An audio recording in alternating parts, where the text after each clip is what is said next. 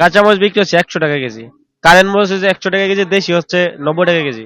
কাঁচামরিচ 90 টাকা, 90 টাকা, কারেন্ট 100 টাকা। আর মিষ্টি লাউ 30 টাকা রেট, 30 টাকা। গাজর হচ্ছে আপনার হলো 30 টাকা, পাইকারি রেট, পাইকারি রেট। খুচরা বাজার বিক্রি দেয় না, এক একটা মনে করেন যে এক এক রকম কিনে এক এক রকম বিক্রি হয়। মালের দাম তো একবারে কম, মাল তো মানুষই নাই, যে মাল যে মনে করেন যে নেওয়ার মতো কোনো লোকেই তো নাই। এই যে বাজার ভর্তি মাল, কোনো বেচা কিনা নাই, বুঝেন নাই।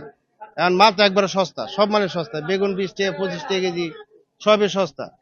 আজকে গত কয়দিনের থেকে এইখানে পাইকারি বাজারে আমি আসছি, অনেক কম পাওয়া যায় এই জন্য। কিন্তু আমাদের খুচরা বাজার এইখান থেকে 100 মিটার দূরে, ওইখানে মরিচের কেজি 200 টাকা, আর এইখানে হোলসেল রেট মাত্র 100 টাকা মরিচ। শসা এখানে অনেক কম, 30 টাকা কেজি, আর ওইখানে 100 টাকা, 80 টাকা, 120 টাকাও কেজিতে বিক্রি হয়। খুচরা বাজারের রেটটা অনেক বেশি।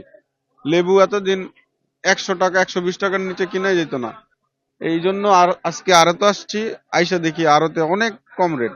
অনেক সময় দেখা যায় অল্প থাকে, এটা একটু মানে টাইনা বেচা বা সিন্ডিকেটেরও ব্যবসা কিছু আছে, কিন্তু জমিনের দাম কম হয়, কিন্তু এখানে আসলে দাম বাইরে যায়। আমরা রাস্তাঘাটে মনে করেন যাতায়াত খরচ বেশি, বিভিন্ন কারণবশত এই মালের দাম বেশি।